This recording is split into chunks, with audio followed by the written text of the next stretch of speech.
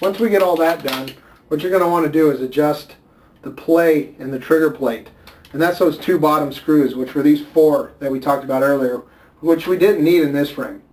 So what you're going to want to do is go ahead and push in on the trigger, tighten the first screw down, and let go. The trigger is going to stay in. Then just back that off barely until the trigger comes out. Feels good. Push it back in, do the back one now. Tighten it down, then back it out slowly till it releases. Check it. No drag. This feels good. All the play is gone. Shoots. And pull your trigger. Make sure that your gun is firing, the sear's releasing, the lug. Everything looks good on this right now. So I think we're good to go.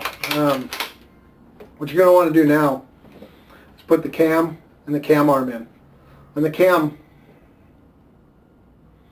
there's a flat spot there. Don't know if you can see that. But that's going to want to go towards the front of the gun. And you're always going to drop your cam in from the right side. So I'm going to go ahead and drop the cam in.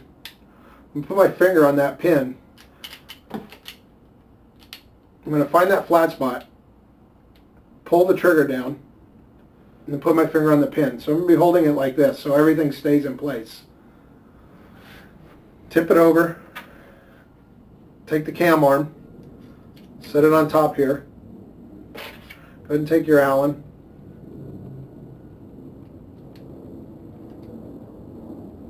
And get it not tight, but snug so that you can move it. Then what you're going to want to do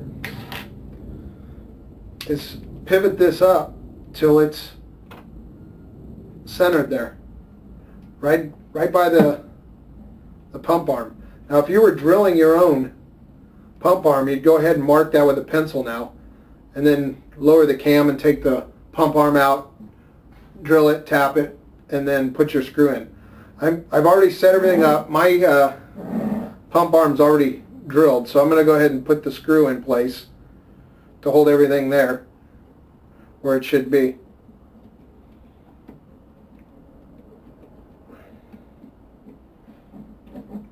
Then I'm going to go ahead and tighten this down all the way.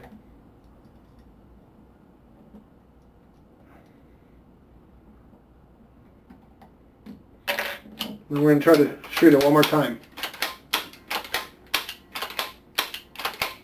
Seems to shoot just fine. So far so good.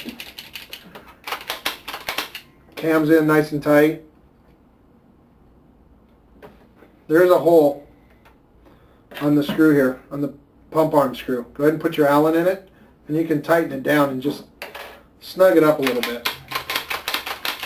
Okay, now to check the auto trigger, you just pull in on the trigger and pump and release. Seems very smooth. Actually works the first time. Now, if for some reason you did pump it and it did not auto fire once you get everything installed, you're going to go ahead and have to remove your bolt and adjust your lug down. It's very important. This is what makes the auto trigger work. So you're going to have to go ahead and adjust your lug down a little bit. I would say do maybe a quarter, maybe half turns at a time. You're going to want to turn it down a little and fire. Like right now I just turned mine and it's a little bit sticky, so that tells me the lug is too far down. So I'm going to want to bring the lug up just barely. To bring the lug down, you go clockwise. To bring the lug up, counterclockwise.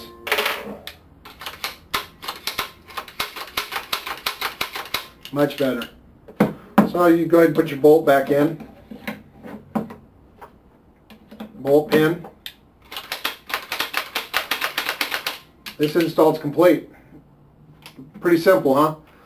Auto trigger works good. Now you got yourself a nice killing machine here. You can go out and play some pump, have some fun. I think we're all good. What parts you are going to have left over? So you're going to have a trigger plate, which was your old plate, and your safety.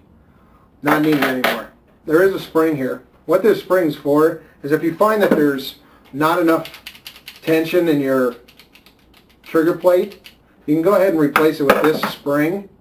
This will make it stiffer. Then your 4 screws, of course, that we talked about that you didn't need. Other than that, I think we're all good. Pretty simple. Shoot, look for our other products. We got some neat stuff coming out in 2010. I think everyone will be pretty impressed with it. We got a hinge frame kit coming out for Auto Trigger in about a month.